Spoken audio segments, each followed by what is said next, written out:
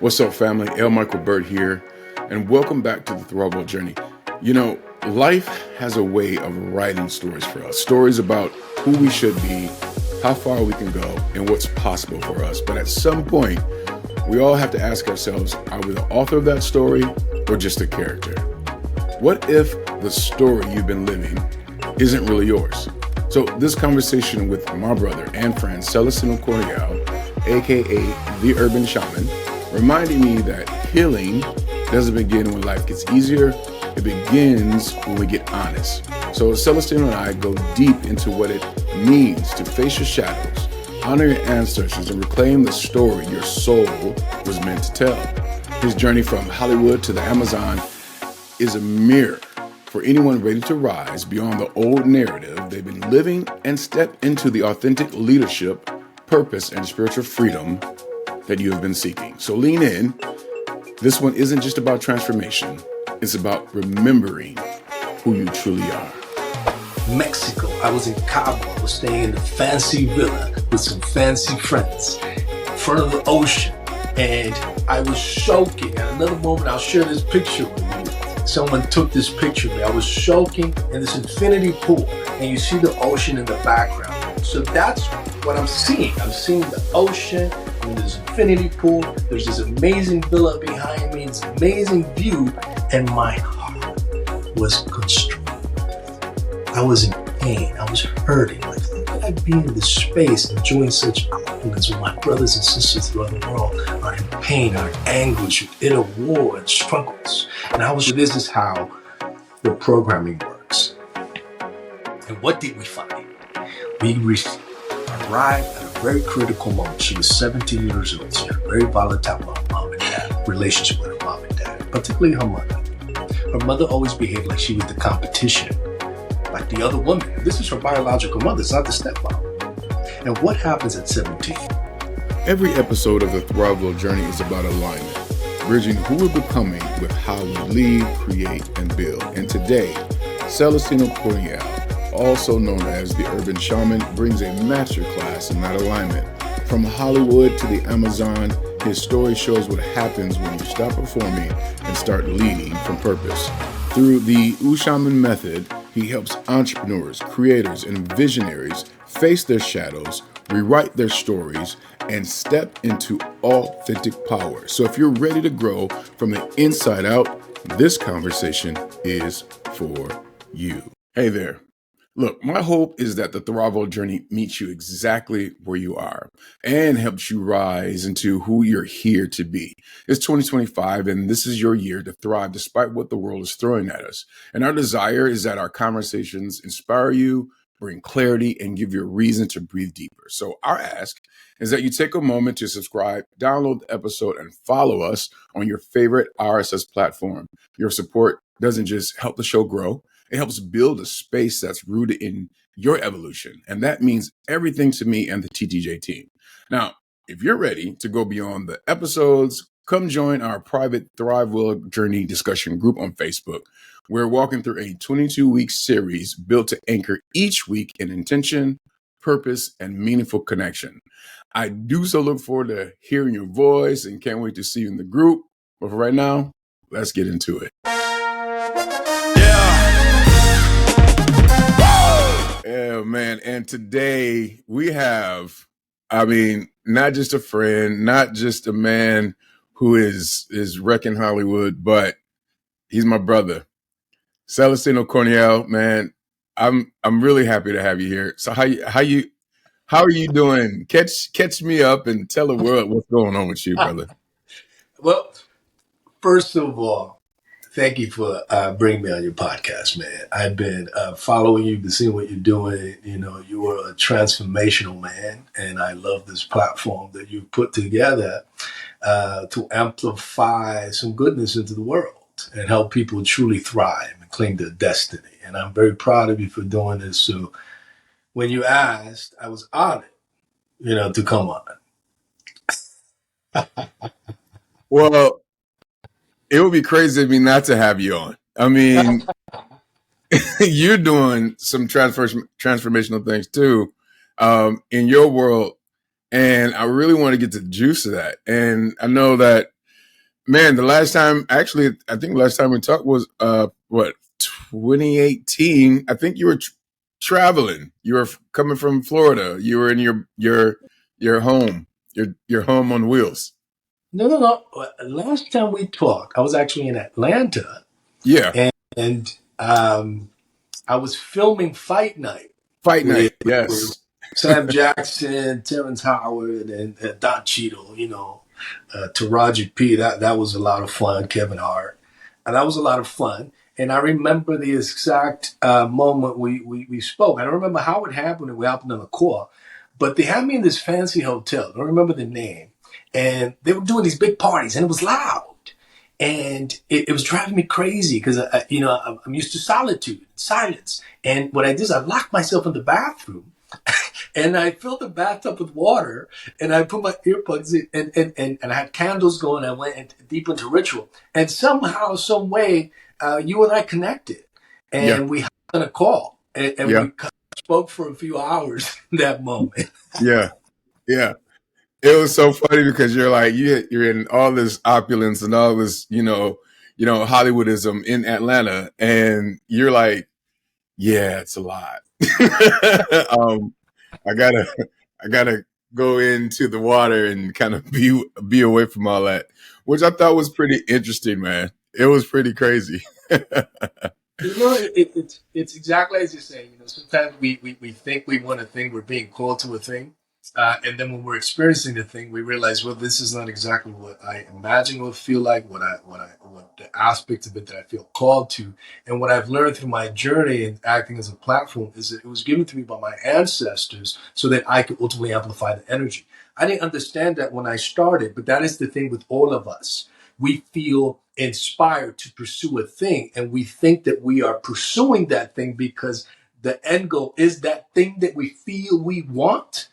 But that journey, that's where the magic happens. Mm-hmm. And that's where the true purpose of why we're feeling called to that thing Mm. manifests. So in that journey, like I know a lot about you, but I don't know a lot about you, and there's some spaces that I'm interested in finding out. So so you're still doing the Hollywood thing at that time, and I'm still what doing it now. you're still doing it now, but at that time, where were you at when you were still in the Hollywood space, but trying to transforming your life into this the Ushaman? Like, how did that come about? Well, you shaman. What does it mean? It's the urban shaman. It's a wordplay. And the you and the shaman, it also points out that you are your own shaman. Because ultimately, that's what I am sharing, is that you are the shaman. Everybody is listening, everybody's watching. You are the shaman. You have the ability to enter into your being and rewrite the code and transform and heal yourself. That is true power. I don't do anything for anybody. I simply point the way to your own remembrance. That's all I simply do, and that's where the name comes from. So where was I? It has been and was an ever-evolving journey of remembrance. And it was something that I struggled with sharing my story, sharing my spirituality, and merging the two. Like, how do I do that? I struggle. How do I merge this actor with this shaman? It's kind of weird. And at the same time that I'm feeling called to be more prominent in the acting world, there's a part of me that's feeling called to pull away and be a recluse. Like, how do I reconcile the two? So that was a constant thing. Mm-hmm. Um, but the exact pivotal moment where the shift unfolded, I honestly can't point to one as it was all unfolding, but what I can do is I could take you back to that deep moment of surrender where I stopped fighting, where I stopped struggling and surrender to the path that I was feeling called to. And it's similar to what we discussed when I was in all that opulence in Atlanta. This opportunity, I was in Mexico. I was in Cabo. I was staying in the fancy villa with some fancy friends, in front of the ocean.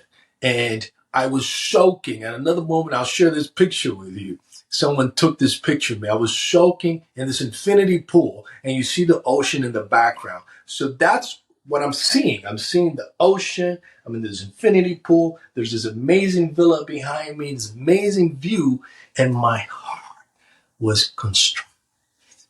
I was in pain. I was hurting. Like, how could I be in this space enjoying such opulence when my brothers and sisters throughout the world are in pain, are in anguish, with inner war and struggles? And I was struggling with that and struggling with how do I merge these two brands? And I had nobody to talk to. So what I did is in the solitude of my mind, I wrote a poem. And I'll read this poem to you. Yeah. And it'll make all the sense in the world. I lay in paradise watching time go by. Another year unwinds and I contemplate all that I have accomplished, all that I have attempted and failed, all that I must let go of, all that I'm grateful for, the people, the experiences that have made my soul smile. 2016 marked the rebirth. What does 2017 hold for me, I wonder? It feels different from all the rest, bigger, the stakes higher, the potential greater, and scarier. I know I am strong, but I am afraid. I want to go home. The universe tells me it will be a defining year, no time to play small. I look for strength within my soul. Like many before me, I have come to share a special message. Will I succeed or will I fail? Lose myself in granular details? My soul gets beaten. Waves of emotion crash to its shore. Why is there pain? Why do we judge and hurt each other?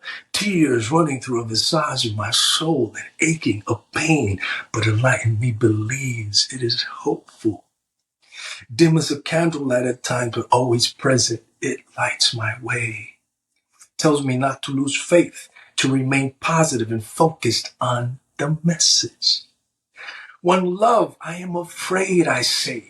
If I write it, will someone read it? If I design it, will someone buy the message? Will it be received? Will it make a difference? Does it even matter in the sands of time? What is a water droplet to an ocean? Is it not the ocean itself? It replies. I am that I am, the seed of God, universal love within your heart. You are a channel, a vessel. Step aside and let me speak. Let me work. Speak, I say. Speak through me. Work, I say. Work through me. Use me. I am kind. I am able. I am infinite. I am love. I am that I am, it says. I see clearly now and set sail into purpose. What will the outcome be? Only I know it responds. Only I know, says the response. Wait a minute. I forgot. Wait. Back in the day. Man, it's powerful, man. What brought about that moment? This was a very pivotal moment in my life, and I had just finished filming The Fate of the Furious, which is very destined and faithful for me because it was ultimately the catalyst that moved me to pursue acting.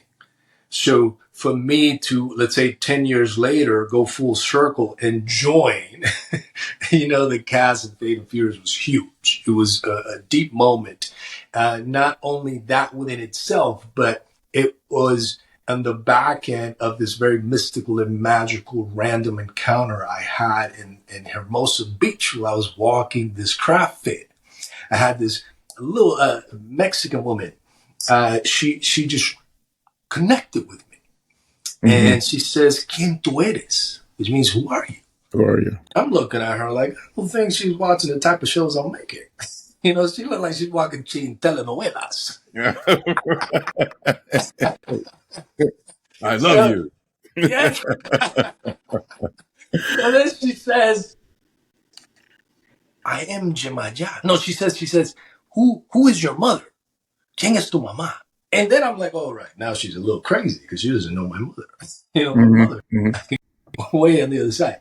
And I'm looking very confused. And that's when Her eyes begin to swell up and tear up, and she says, I am Jimaja. You are Chango, and tears flood.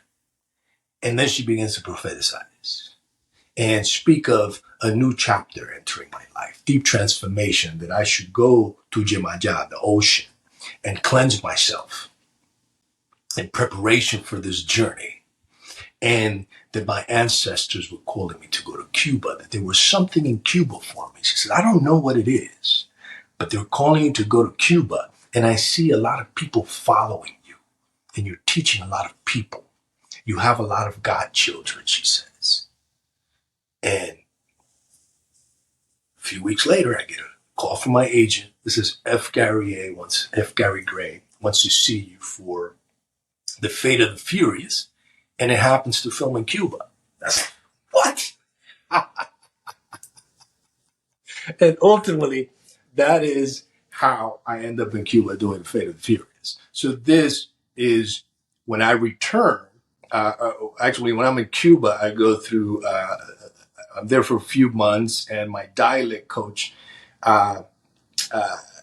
introduces me to a Babalao. Why? Because I'm feeling this Chango energy. I'm like, my character is son of Chango. Chango is an Orisha. So he introduces me to a Babalao because he said, I don't know much about that, but I know a Babalao. And he takes me to a Babalao, which means father of secrets.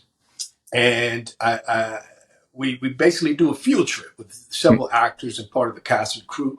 And he's talking to us about the practice, how it reached us from the African shores to us through the transatlantic slave trade. And I'm just sitting back listening to make sure this dude's legit. Right? Yeah. And Makes sense. at the back end, he does a bit of a Q&A. And I said, well, I don't have a question per se, but I feel I've been brought here. I've been brought here for a reason. And he says, well, I don't know. We can ask the oracle, which is Ifa. This is, we sit in the foot of Urumila. Urumila, in essence, what Urumila means is heaven is my salvation. So this is an ancient practice that our ancestors had, where we basically go to the feet of this divinity. Ladies, check this out, because you're going to like what I'm about to say. And fellas, let's talk about it. Energy, your energy, the kind that fuels your focus, your drive, and your confidence in every area of life. So when I started using the Ushaman male potency elixir, created by my brother Celestino, I noticed something shift. My clarity sharpened, my stamina rose, my focus locked in, and whether I'm training, creating, or pouring into my purpose, I just feel alive. And here's the thing, this isn't about hype or shortcuts, it's about alignment. When your body, your mind, and your spirit are connected, you move through the world differently, right? You lead differently, and you definitely love differently. So that's what this elixir was designed for, to support blood flow, endurance, and presence, so you can show up stronger, centered, and in flow every single day. So if you're ready to recharge your energy, restore your balance, and reclaim your power, go to ushaman.com/elixir to use code ThriveWell for 10% off your order. That's ushaman.com/elixir. Step into your sacred strength today. The link and the code is in the show notes. Check it out. And we speak to the divine, and we have this connection. This is why colonization broke that, because it was dangerous when they created a bureaucratic papal system under the one world religion to be an intermediary between us and the divine, when all of our ancient cultures throughout the world had direct access to the divine, had this technology to communicate with the divine. And they robbed us of that. So now what happens now? You have billions of people walking throughout the world lost. They don't understand their purpose. They don't understand why they were born here into this world, why they walk this earth. When our ancient system had this built into our very culture, that's the legacy they robbed us. And that's what I joined. And this culminated into a 3-day ceremony because the ancestor, the divine, spoke. Yes, we brought him here. And this is when my true destiny, my true purpose was revealed. Bam, bam, bam, bam. You are a rebirth evolutionary teacher. You're here for this. You're here for that. You've allowed distractions to step in your way. And now the ancestors will remove them from you so that you could honor your path and you are fully aligned with your destiny. So when I returned, my world started falling apart. Everything that was not in alignment started falling apart. So even though I was in this opulent space in Cabo, in this amazing villa, and I should have been rejoicing, my spirit was going through this transformation, this deep calling that I was going through. Yeah. Okay, first of all, that's a lot to break. We need to break all that down, right?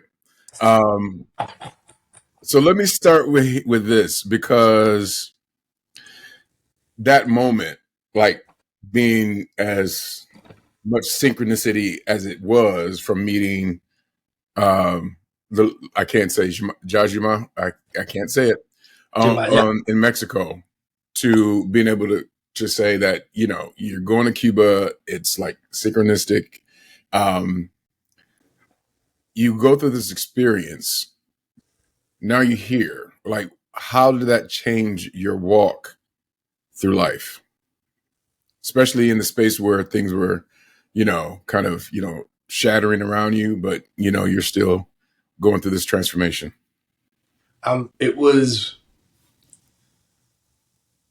one of the most painful moments of my life, one of the most transformative moment. Why painful? Because every time we have to shift, whether it's to honor, a calling as I did, or just to change professions, to reinvent yourselves, as we all do, parts of us have to literally die. And in that death, we suffer, we grieve, and we go through the entire grieving process. And that is ultimately what we go through to this walk of enlightenment. It is a suffering of many small, humiliating deaths. So when I returned, this amplified in my life, and I kept suffering deaths. And the most basic things were with the people that I hung around with. All of a sudden, I was an oddball. I wasn't laughing at the jokes.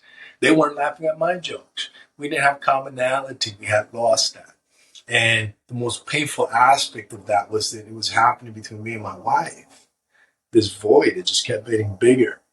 And it terrified me because I was terribly in love. And I saw us just drifting further apart. She couldn't relate to me anymore. And that was very painful. Mm-hmm. Me and Yvonne, we were just, in our Tuesday meeting, and, we were talking about I'm going through this 90-day resurgence. And in that resurgence, there's a transformation that's happening. And in the transformation, things begin to occur that will take me out of who I've been to who I'm becoming. And physically, I'm still here, but in the spiritual realm, there's things are changing. I'm being challenged in ways that the old me wouldn't have been challenged, but the me now is being challenged because the new me I'm becoming. And it's almost like there's some pain there, right? But it's not it feels physical, but it's more spiritual. And the spiritual is more real than the physical. And it's extremely painful, right? How do you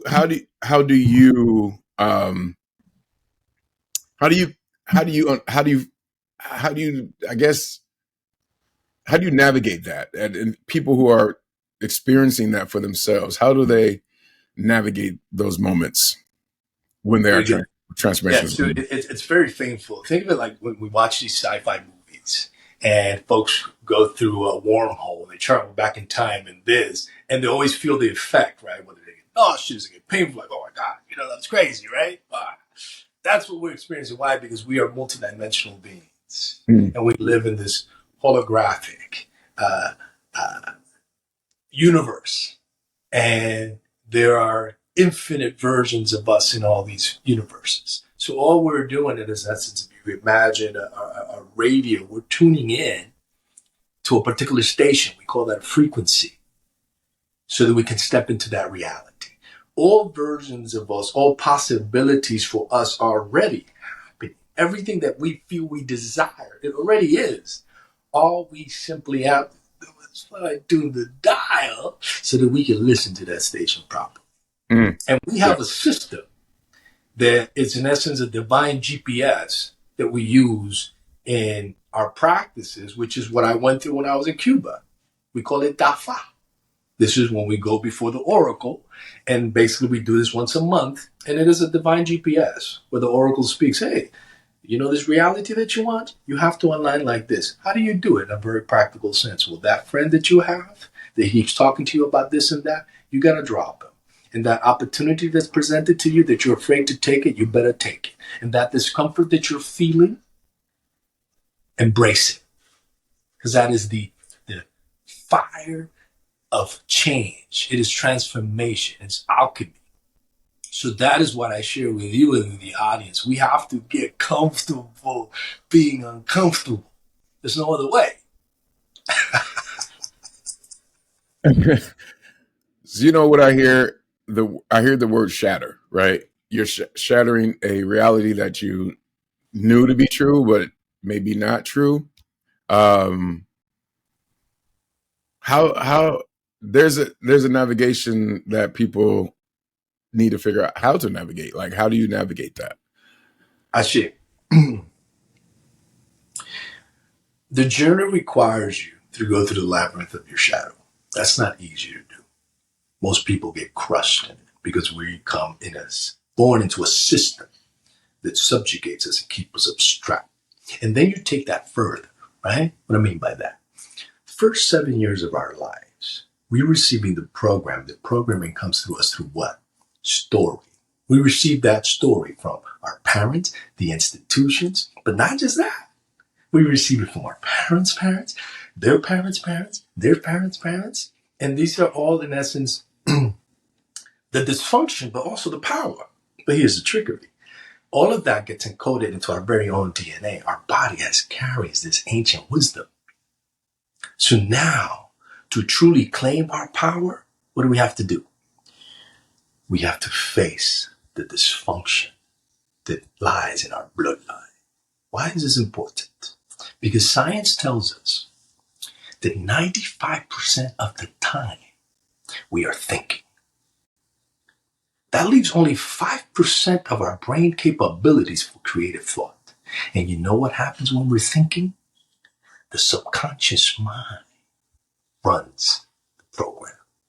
So all of these self-sabotaging ideas and patterns are playing out. So even though we want this, 95% of the program that's running does not serve that which we're feeling called to. So we continue to fall into self-sabotage, right?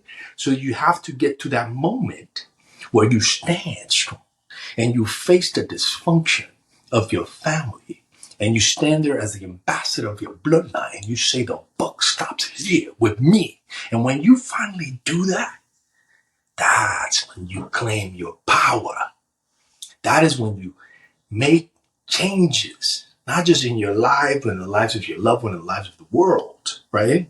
Mm-hmm. But that is very challenging. And this is why through the work that I've developed the Ushaman method. And that is, in essence, a pathway where I take you by the hand and walk you through the labyrinth of your shadow. I walk into every scary room with you. And I help you face your demons, face your dysfunctions, your bloodline. Ushaman. Okay. So I don't know why I said Ushaman. I apologize. Ushaman. So, man, you know, it's so well, okay. First of all, the transformation from when we met in 20, whatever it was, early 2000s, whatever it was, to who you are now. I mean, you're still the essence of who you always been, but there's an elevated sense of like who you stepped into, like that person that you stepped into. And you're serving the world in who you're being today. And I think that's amazing. And you talked about the three things I got from what you just shared was generational, self-sabotage, and I don't know what I wrote. Oh, buck stops here.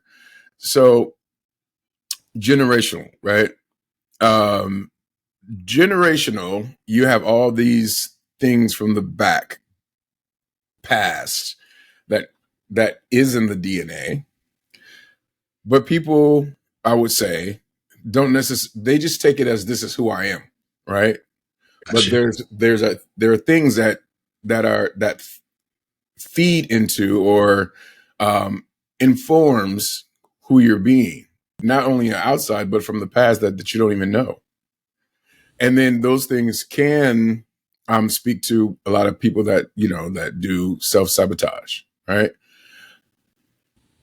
Can you speak on the self-sabotage and how to actually not number one, notice it, and number two, acknowledge it and deal with it so that reoccurrence doesn't continue to show up? Gotcha. One of my homies, Carl Young, says, until you make the unconscious conscious, it will direct your life and you will call it fate. So all of this unconscious programming is running 95% of the time running your life, and you think this is just the way it is. Because you Yep. have failed to make the unconscious conscious. Now, I spoke about the dysfunction, these stories that are being passed out. So here's the truth. You ready for it? Give it. The greatest gift your parents, my parents, all of our parents gave us was their dysfunction. Really? It is in facing this dysfunction that we reclaim our power. This is the truth.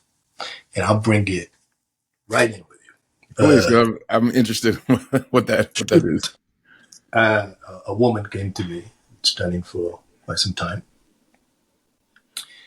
Powerful woman, an executive woman, running things in a man's world. You feel me? This type of woman, 6-figure woman. But she came to me with a problem. She says, I know I'm badass, but I have a problem with men. Particularly if I like them, I become their doormat. They treat me like crap.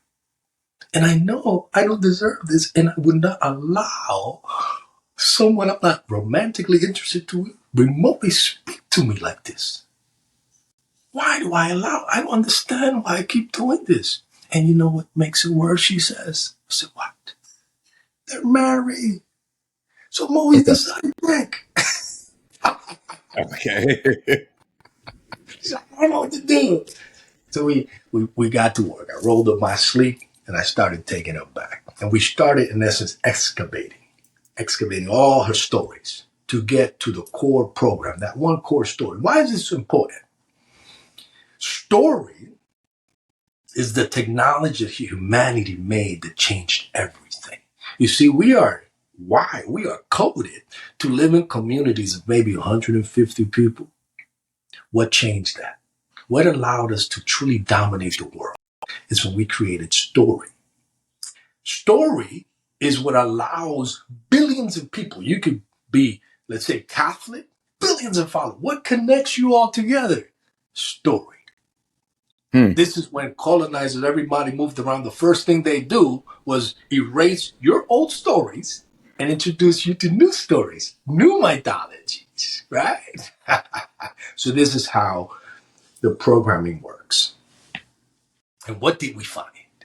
We arrived at a very critical moment. She was 17 years old. She had a very volatile with her mom and dad, relationship with her mom and dad, particularly her mother. Her mother always behaved like she was the competition, like the other woman. And this is her biological mother. It's not the stepmom. And what happens at 17? Mama throws a fit and forces daddy to choose between his wife and his daughter. You know what dad does? I love you, but she's my wife. You have to go. Kicked her out at 17. Wow. Really? So here's the other part. All of our relationships, platonic or romantic, work or personal, are mere reflections of an internal state of being. Romantic is even more so. In our romantic relationships, this is where our parental dynamic, our father one, our mother one, show up most powerfully. So unconsciously, that 95% of the programming was attracting into her orbit these relational dynamic where she was in competition with another woman, her mother, wanting the father to choose her. Mm. So it wasn't about these shitty men she was dating. It was about her mother wound and her father wound. Once we handled that, once we dug in deep and I empowered her to rewrite her core stories, I am proud to say she's no longer dating married men. She's no longer walking around like the doormat. She's a boss woman in all levels of her life. Ashi. Yeah. Yeah. So, story, right? So the reoccurrence of probably what's happening in our present life is because we're living in stories from our past, or what has occurred, or what we believe has occurred in the past. Shit. That's the 95% of the programming that's running Yep. in our conscious mind. And that, yes, it's the stories we receive from the institutions, our peers, more strongly our parents, their parents' parents. It's in essence the stories that our parents tell. This is the way it is. This is how you behave.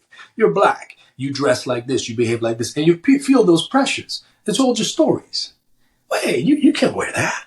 You can't talk like that because you're like this. It's that identity that we're given when we're born. This is your name. This is your race. This is your sexual orientation. This is this. This fictional character that we are given, that weighs on us and we're going through life trying to live up to this fictitious idea.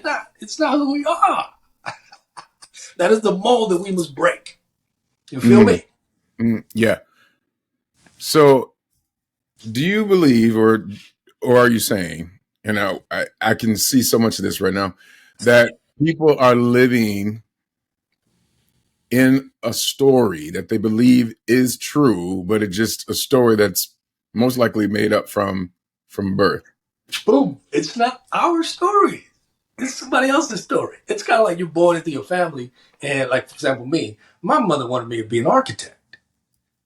Since I was a little kid, you can be an architect and you're going to build me a house. You can be an architect, build me a house. I was like, that expectation. I got to build my mom a house. I got to be an architect. I didn't like it. I love building. Now I'm a grown man. I love building with my hands. I love picking up a hammer, a machete. That's the dude I am, right? Yeah. But I wasn't called to be an architect. I was called to be something else. So I had to self-actualize and really explore myself. And that's, in essence, when you and I meet. It was a deep exploration, right? Because I'm a big mama's boy. I come from a big family. I was raised by 5 women. I was the youngest, the little baby. So I have 5 women directing my course. And my mother was very intrusive. I wasn't allowed to have boundaries or anything like that, or a self-identity, So it was when the universe created these circumstances, these desires in me, in this particular situation, I'm speaking about acting, that's what got me away from that small town, right? To drive cross country to California. And that was very painful. I sobbed the entire way because, like I said, I'm a big mama's boy. Like, we did everything together. To this day, my family's together every day. They rarely meet with other people. It's like they got to cut a birthday cake or something. We're Latinos, man. It's like 30, 40, and it's just the grandparents, their sisters, their kids. Right. 30, 40 people, big old party. We don't need nobody else. Right. But when I was away from all that is when I started exploring, because my mother couldn't find out. That's when I got the piercings. That's when I got the tattoos. My mother couldn't get her hands on me. I didn't have to worry, look behind my back, over my shoulder for my mother's chancla. Boy. Yeah. So I got to make my own mistakes and own it. Right. Right. That's the good part. That's the good part. You got to make your own mistakes and own it. And what would somebody who's living in someone else's story but trying to create their own? There's a disruption that has to happen, possibly. How does one do that? That disruption, Yeah. that disruption is rebellion. That's when we rebel. It Mm. usually begins to happen in our teenage years. We begin rebelling against the programming. So as we begin rebelling, we try to explore this, we try to do that. Our parents punish us and they do this. No, you're going to do it this way. You're going to do it. You live under my roof, so you're going to do this. You're going to do that. And there's this war. And yeah. And everybody can, they can connect with that. Yeah. We're going to do this war, but it is necessary. And eventually, like, you know what? Fine, I'll leave your house and I'll go to my own place, pay my own bills, be independent, right. Make my own decisions, make my own mistakes. And that's all part of the process. Part of the process. But at that point, like it's up to you, because you, like you said, you make your mistakes and you own them, and that's you creating your own story. Stop here, because you still have the institutions, the societal contracts, the pressures, another level that are guiding you. Whatever that is, you're feeling called. There's so much that we are contending with because of these old, outdated programs that do not truly serve us. You could take that in any capacity. Let's say we're talking about individuals that is attracted to the same sex. So they leave the mother's house, the parents' house, because, hey, you're going to live in this house. We're Christians. You're not going to be with this performer in this house. So he's like, fine, I'm out. But the struggle doesn't end. What does that individual go through to finally come out and be at peace with that? That struggle doesn't end. You have to face it. But here's the truth. When we are called to a greater vision, all of these struggles that we go through is just tempering us so that we can be the man, the woman that can not only step into that reality, but sustain it. I see it. The struggles. You're stepping into the struggles that are tempering us so that we can live into our purpose and live that out. Yes. And that's in essence the process. The rebellion, the suffering, it's small ego deaths, small humiliations. This is what unfolds through the path. You see, enlightenment, there's a lot of fancy words to call that out in poetic words, but ultimately, yes, it is something you teach as you yourself are going through enlightenment. What does that mean? I'm sharing with you, Mike, that I haven't arrived. I'm still going through that process. I still, on the day-to-day, suffer small humiliations and ego deaths as I'm still being ushered in this journey. I'm still here. And the other part of that is that what is enlightenment at the end of the day? It's deep self-introspection and deconditioning. Say that one. See, deep self-introspection. Deep self-introspection. And deep conditioning. And deep conditioning. Deep conditioning. So in essence, that's what I do through the Ushaman method. I take you by the hand and I guide you into deep self-reflection. We create a blueprint of your entire life, a graph of your story. I incorporate technology like we do in the movie business, where we create a storyboard for the movie so we understand that. We do that with your story, right? And we point out these traumatic moments, these core wounds. I guide my clients in creating an actual storyboard, man, and their story. And then we change it. We do drafts after drafts because that's how you create your legend. That's how you do your movie and you step into that main character energy. You feel me? Yeah, I do. It's good because I was out on, even though I know you, I still have to do research on you, right? You talked about ego death. It's like more than just like a psychedelic buzzword, right? It's like stripping away the illusions that we built in our lives. Like what part of, I'm looking at my notes here. What part of the identity does one have to let die in order to really allow the purpose to emerge? Because I know that you talked about, you create your story on storyboards, but what identity, do they have to let die? It's real simple, right? So when I met my wife, her passion was jewelry design. So I committed to help her grow it. Did I know anything about jewelry design? And no, I didn't know anything about that stuff, man. All I did is I sat down and I interviewed you. I interviewed her. And I said, share with me all the aspects of what you do that you don't like. Oh, I don't like, making the design twice, she says. I just like to create them.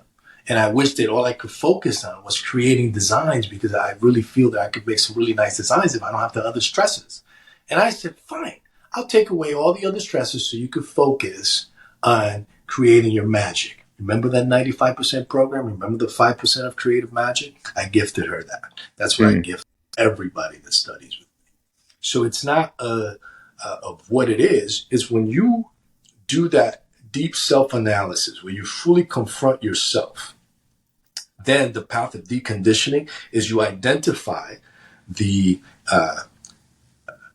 programming, the self-sabotaging, self-limiting programming, and you replace it with empowering ones. It's just that simple. That's simple. That's simple. But, of course, it's easier said than done, because you still have the ego death of every moment, every step of the way. And then, you know what else you have to do, Mike? Discipline. That's where self-mastery comes in. Because it's not just one time. Like I told you with myself, I still go through this every day. I have to wake up every morning to go into my ritual state, and every moment, in particular, you see, it's easy. Like I have a practice where I have property up in the mountains. So every few weeks, I'll disappear. I completely unplug, and I'm in solitude. I go weeks without seeing people. I might come down that mountain once a month to get supplies in town, right? It's easy. That's like a monk stuff, right? Well, it's easy to be a monk. You got nobody stressing you, pissing you off up there. Nobody's putting you off. It's easy. I could be enlightened. I'm like, oh, look at me. I'm in Costa Rica at the beach. I'm enlightened. Right. Yeah. Bring that to town.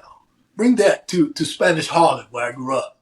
Bring that to LA. All this buffoonery, all this distraction. Bring it there. Right. And that's what you show me, if you're really about it. Anybody could be holy up in the mountain. Yeah. And how do you bring it into when you have all these distractions, when you have the buffoonery and the craziness, and even in your world of the Hollywood, not all of your world, but part of your world, the Hollywood world, because I know it. Yeah, of course you know. But that's where discipline comes into play. You see, discipline is what bridges surrender and flow. So when we feel that calling, we surrender to it.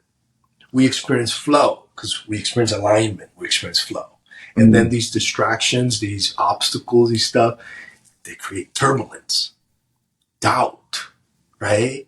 And that's when discipline comes in. And that's what everything you're doing in life, man. If you only do something when you feel like it, you'll never do anything great. Right. Oh, I want to have my summer body. I'm going to the gym. But today you woke up, man, you're like, oh, man, I don't feel like going to the gym. That's when discipline comes in. How bad you want that summer body? Get your butt to the gym. It's the same thing. All around, man. There's no running from it. Same thing all the way around.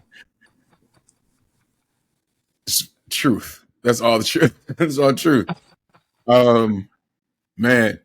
So I want to talk about your Ushaman method. I know, like, this is you related to a little earlier. So you went through all your processes in life, and it was like a healing process. And out of that, you created the system, right? The Ushaman method, which is, from my research here, check me if I'm wrong, which is part healing, part remembering, part spiritual engineering. What makes it so different from the traditional coaching or therapy? Very good. So the Ushaman pathway, the Ushaman method is a pathway. You see, as a teacher, all that I can do, all that we do, is share the path we've walked. So this is informed through my own journey. These are tools and techniques that have worked for me. That's all I can speak on, is what worked for me. I will never ask anything of you that I don't do myself. Mm-hmm. This is the way that works. So it is a pathway. And it incorporates all these elements. I have a degree in psychology. So yes, there's time-proven therapeutic techniques into it. I'm very intuitive. I do a lot of ritual. My whole day, my life revolves around ritual. So I guide you in creating that. What do we do? Core things we do. We take it to the root of it. In a child, right? We take you to reclaim your sexual sovereignty and address generations worth of shame around your sexuality and your desires, because that's where you claim your power. Why? Because sexual energy is the most powerful creative energy in the universe. And if you go really deep into it, Wilhelm Reich, a contemporary of Jung and Freud, wrote a fascinating study on the matter, and it's the mass psychology of fascism. And what he deduced through his work, his life's work, is that sexual inhibition was necessary to establish patriarchy. It leads to individuals that are disconnected from source and their power. They're more docile and more easily manipulated. And this was more strongly put on women. This is why women face so much slut shaming around their desires. It was never so before this time, but it was necessary. So what am I saying? I'm saying that the spiritual revolution, that the awakening revolution is the sexual revolution. All in the same. So we address all this stuff. And then all of my students that study with me go through monthly DAFA. Okay? This is the spiritual GPS. So what happens in there? We go before the oracle and we take your resonant frequency. What is your resonant frequency? This is the sum totality of every thought you think, every decision you have made, the stories that have been shared with you, your ancestral stories have been passed down, and we go before the oracle. Like, you come, sit before us. You don't have to tell me nothing about nothing, because it is not I who speaks. We simply do the prayers, say your name, and Ifa speaks, the divinity speaks, God speaks. And based on your resonant frequency, what is this? Let's break it down deeper. The entire universe is made up of binary codes, ones and zeros. Computer, everything works like that.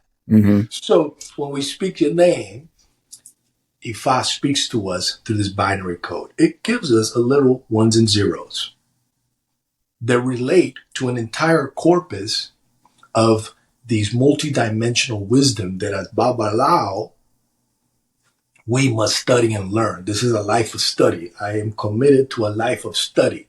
To the moment I leave this earth, I'm just studying. Because what is a wisdom keeper? Wisdom keeper is a storyteller. So I have to learn all the stories. Ifa gives us that code, and then we reference that code to the stories. And when we look at the stories, when we read the poems, when we read the songs, the rituals, the recommendation, the taboos, it addresses your specific concern to the point, right? So the culmination of all of this is nothing like it, brother. Yeah. So that I am taking you by the hand and guiding you till you can step into your greatest destiny. The truth. Re-engineering kind of thing. Re-engineering. Yes. Yeah. What does that mean? That is the process that I described earlier, where we actually sit and engineer. This goes here, this goes there. And we do that through different technologies that I've created. One I mentioned earlier was this act of creating a storyboard for your entire story, your traumatic moments. And then we very intentional move things around. You know, just like when we're making a movie, man, we're making a TV show. Oh, this scene looks better like this. Oh, no, it's like that. Let's change this. Let's change that. You know, and we do that. Right? So not only do we go through this healing process, this destructive process of everything doesn't serve, but then you know what's built into my signature program, the Alchemy of Ecstasy? A 4-week master manifesting course. Where now, that healing that you do, we create smart goals for you, and we literally design your dream life blueprint. Not just that, Mike. You know what else we do? What's that? We come up with a game plan so that every objective that lies in your dream board, you hit. Why? Because that is your destiny. We are all sons and daughters of the promise, and we deserve all of the juicy goodness that life has to offer. I like that. Sons and daughters of the promise. Well, out of out of your program, you talked about it a little bit earlier, which was the sexual part of it. And you're right. I think it's less now than it was before. Was the pressing down of someone's sexuality and all that good stuff. And out of that, I know that you created the Ushaman male potency, which you wonderfully sent to me, the That's it. Elixir. That's it. So I don't know how long it's been, but I started taking it, and I actually have a little video that I took at 5 something in the morning. So let me let me show it. Let me show it to you real quick. Let me boot it up here, Okay. and let's see here. Here we go.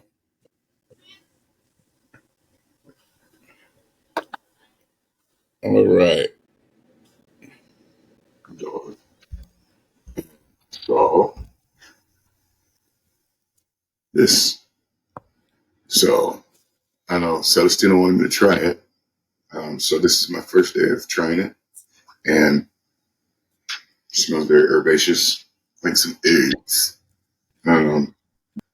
So it's his Ushman male potency elixir. Ushaman. I know my old man. 16 milliliter, 20 ounces. It says, as a celebration of the sacred and sensual, this aphrodisiac blend will enhance the male libido. Oh, Lord have mercy.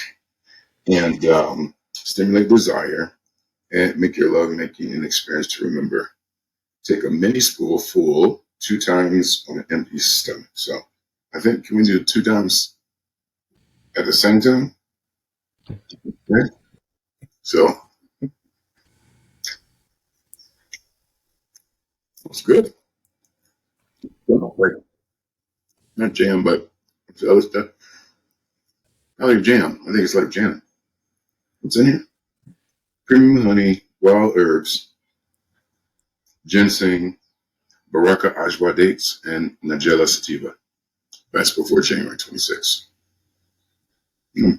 So 2 full. Okay, so let's know. I hope to give me an aura too of sensuality. So, and I guess by the time that we record, I'll show this video, and then I'll let you know what my thoughts are. Right. Yeah. Funny, right? It's really good, and I've been taking it. And I really like it. It was so funny because after I took it, I completely forgot what was about to come, which was I had an appointment with my doctor, my foot doctor, and she's on my radar, right?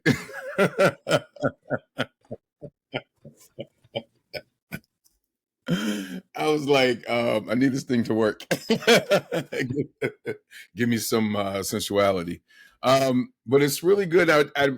And can you talk a little bit about it and where it came from and what I haven't, did the lovemaking part, but just talk about it a little bit. Sure. In essence, what I recommend you take it twice a day. Do it ritually, and ultimately, you do a small affirmation, and it's like you reclaiming and healing your bloodline, healing your seed, and reclaiming your power. And you take that. You do it twice a day. It's a supplement. It's not a drug.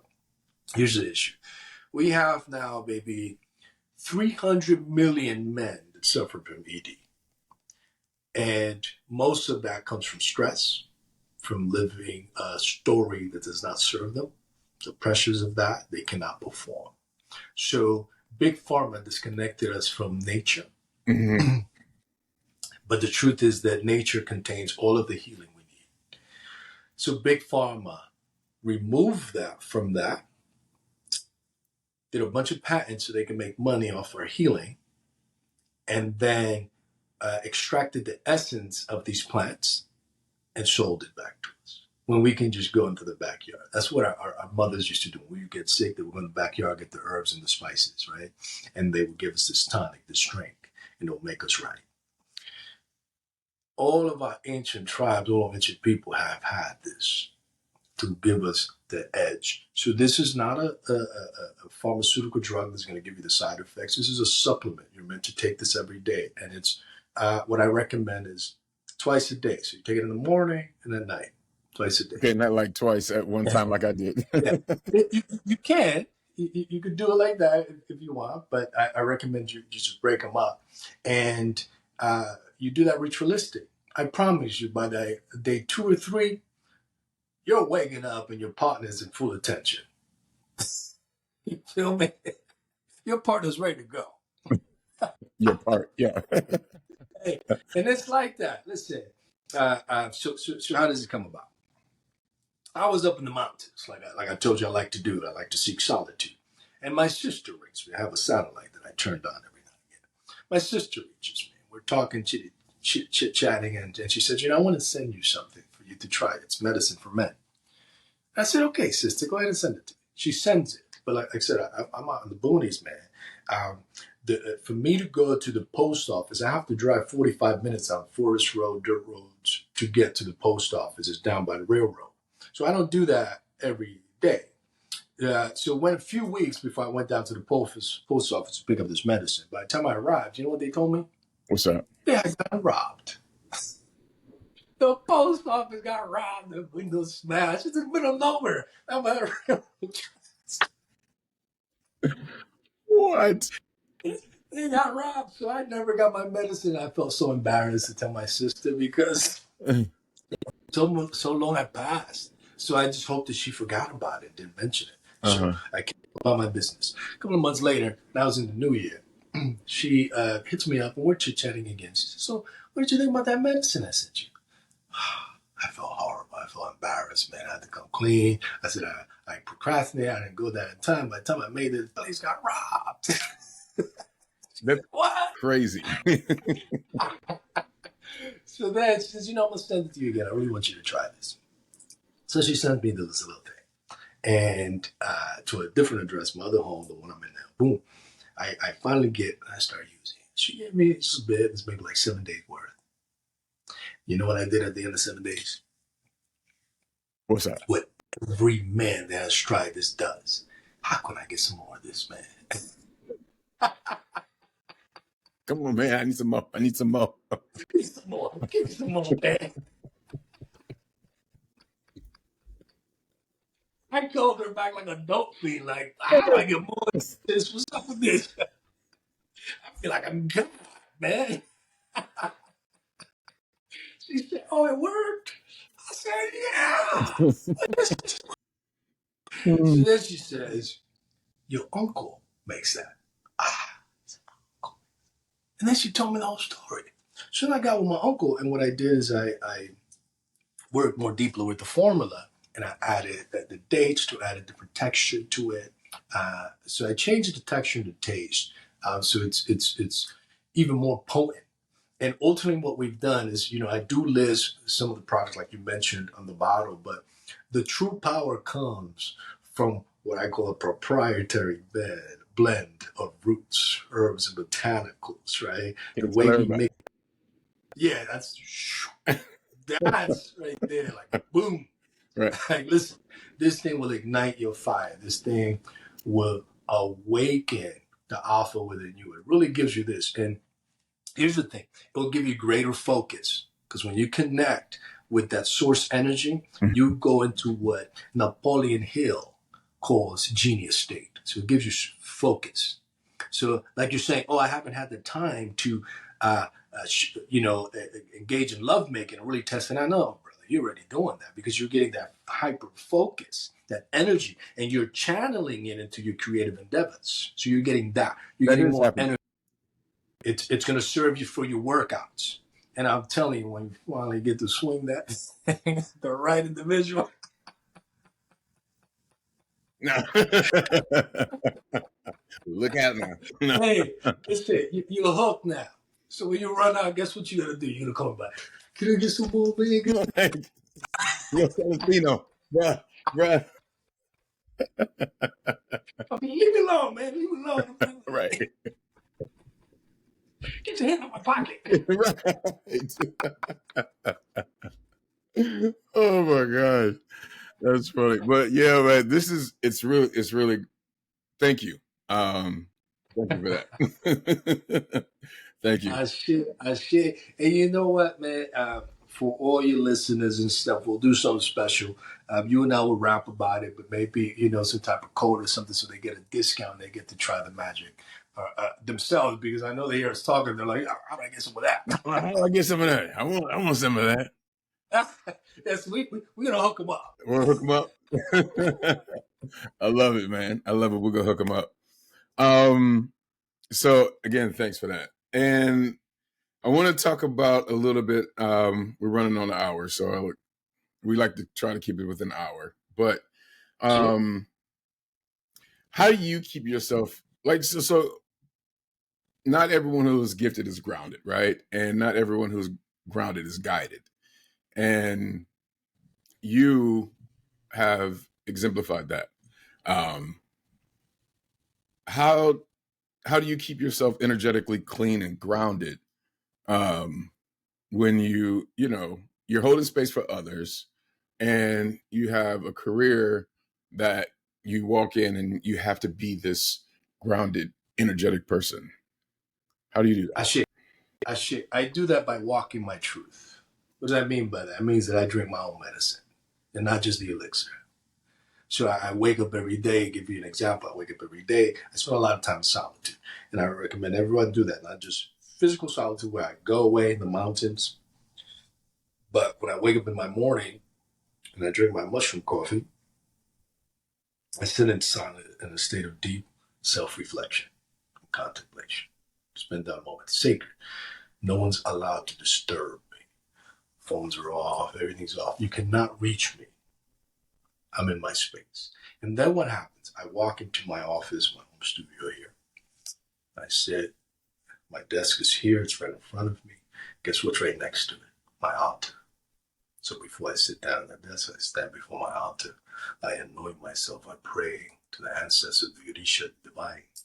And I ask for strength to clear away any energy that does not serve the moment, that does not serve, that can perhaps disrupt my objectives of the day.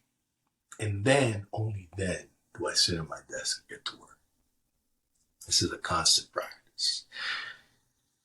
Solitude is key. If your listeners, they're like, I'm not into all that boo-boo stuff, I'm not into this.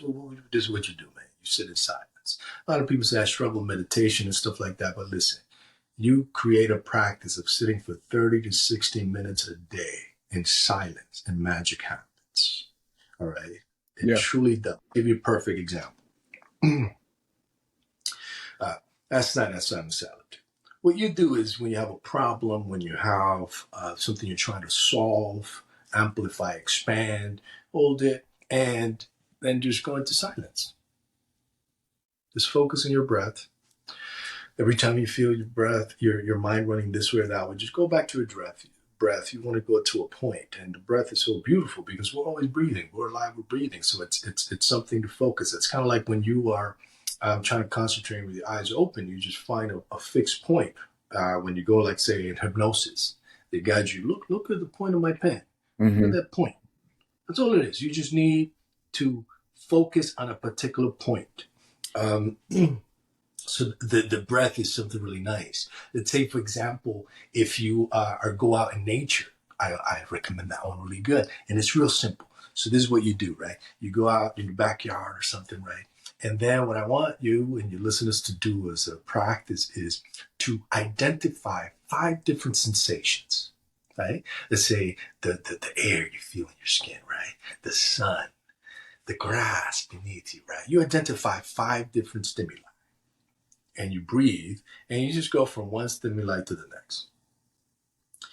And then, after sitting with that moment, you take the 5 down to the 4.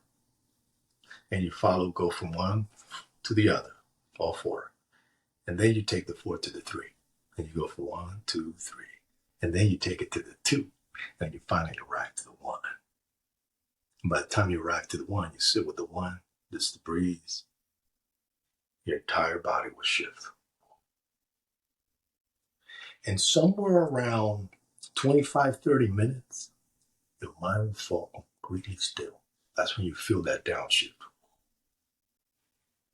And just like magic, bam, the answer will come. The idea will come. Because we are never alone. That's the truth of it, Mike. All we have to do is slow down, sit in silence, and listen to that voice within us. It's always coming. All of this noise in the city is just drowning it out. So we have to create these sacred moments. I call it a sacred pause, and I recommend you and everybody that's listening to do it. When we're feeling the stress, we just take a sacred pause. And when you're really trying to work, sit with it for 30 minutes or an hour and allow the magic to unfold. You feel it. See? Sacred pauses. Actually, there's a lot of power in silence. I actually had a question about that. There's a lot of power in the silence, and let's see. Since I have it, let me see if I can find it.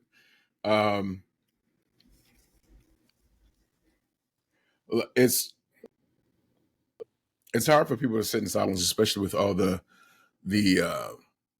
noise from social media to just life in general. They may be dealing with a lot of things at home. For you get to go to a mountain. For somebody who is on the mainland, what do you recommend for them to do to get in that space where they get to be silent? First thing is that it's not random. It is designed this way. Okay. We are overstimulated on purpose. Mm-hmm. Even now, we wake up, we scroll through some TNA, through the bombing in Iraq. We're overstimulated. There's so much going on. There's always a screen showing us we're not built for that, man. So the way we rebel against this system is to seek solitude. You don't have the mountain, fine, but you're going to take your sacred pause.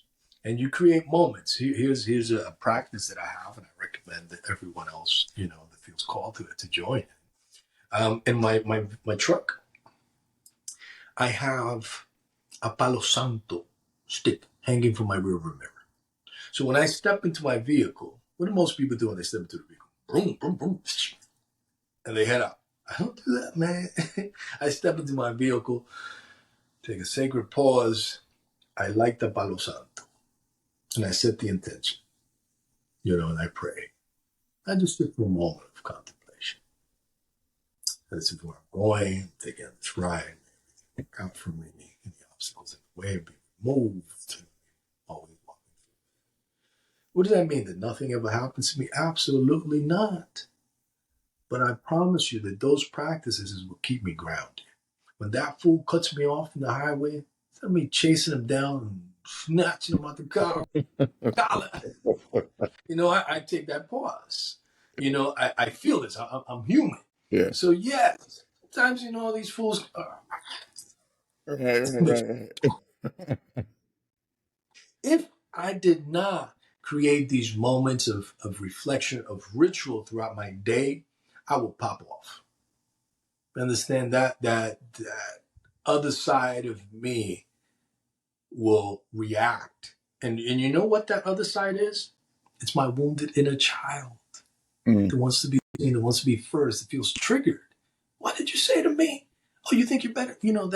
That's your wounded inner child. So that's also part of the work. So as whatever circumstance happens and I take that pause, it allows me to release, but it doesn't stop there, because then when I get home, I have to sit with that, right? When I really have time to sit with something, what part of me was really triggered about? Because remember, everything's a reflection. So what was that? Oh, because it reminded me of when I was 5 years old and this was done. This person spoke to me like that and it hurt me so bad. Oh, so then you know what I do? I shower myself with love and compassion. That's how you do it, Mike. Because the truth is that sometimes we're too hard on ourselves. Mm. But if a friend calls you stressed out, going through some stuff, you'd be like, man, take a deep breath. This is going to work out for you. This is what you do. And man, you're being too hard on yourself. You know, you talk to them like that. If your lover came to you, even more so, you're like, baby, listen, I got you. It's going to be good. You know, so learn to speak to yourself like that, not harshly. And unfortunately, most of us speak to ourselves very harshly. And that's when I ask you to pause and ask yourself, whose voice is this? It's my mother's voice.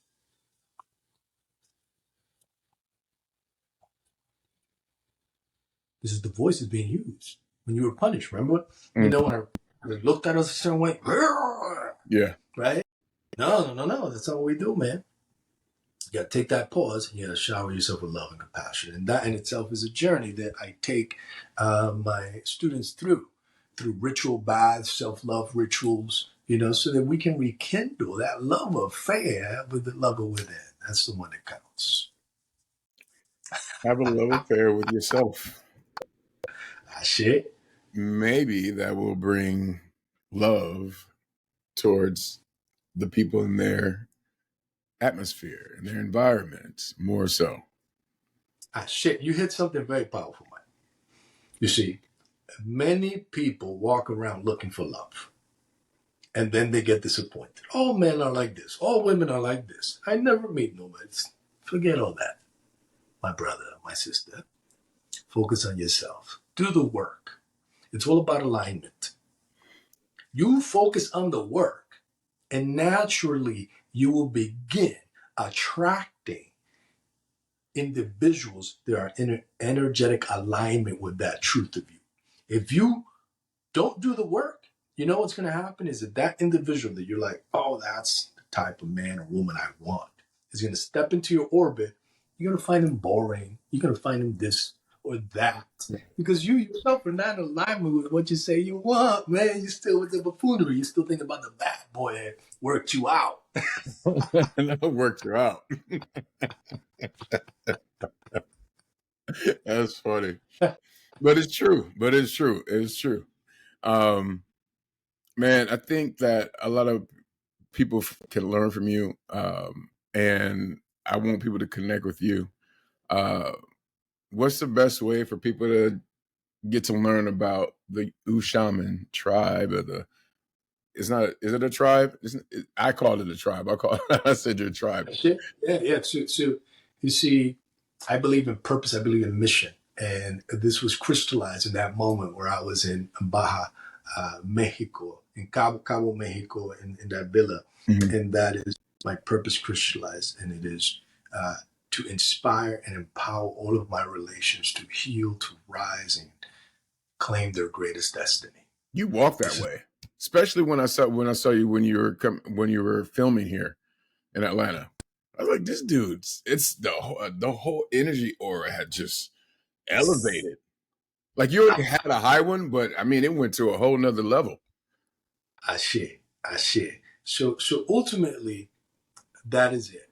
And it is a tribe because I believe that we're all brothers and sisters, one big tribe. Right? So you're absolutely correct. How can you get in touch with me? Ushaman.com. You as an uncle and shaman.com. Ushaman.com.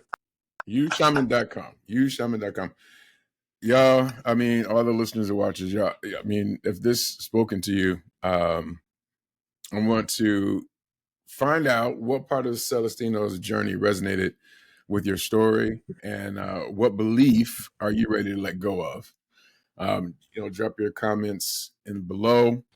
And I just got to say, man, I have people on the podcast, that they bring their greatness to the podcast, but I don't necessarily know them. I get to know them in a moment, but I've known you for years, and to have you on the show, the podcast, I mean, first of all, it's a great honor. Thank you. But I can Dude, I can sit here and we could continue. We continue this on for at least another hour. We have so much we could talk about, man. But maybe schedule permitting, we'll bring you back for a part two, because I think there's so much more deeper that we can go, and I think this is just hitting the surface, and I think we can do some more. So thank you, brother, for being here on the podcast. I appreciate you. Shit, I am honored and I am grateful, and I would be happy to return. Perfect. And as we always say, let's make thriving our new normal. I'll see you next podcast. Before you go, I just want to say thank you. Thank you for being a part of the ThriveWell journey. Every time you show up here, you're choosing growth, clarity, and the deeper work of becoming who you're meant to be in this world. And if you're ready to reconnect with what truly lights you up, I created something powerful that can help you. It's called the Empowered Path, 7 days to reclaim your purpose and passion. It's a beautifully designed, guided workbook that walks you through a week of powerful prompts, clarity building tools, and real mindset shifts. Now, you can get instant access to it today. It's a small investment for a huge return. Your energy, your clarity, your alignment. And if you want to take it deeper, check this out.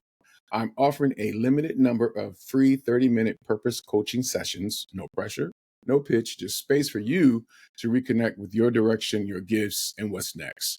So you can grab the guide and book your session at the link in the show notes. Let's not just go through the motions. Let's really walk this path on purpose. I appreciate you. And like we always say, let's make thriving our new normal. And I'll talk to you soon.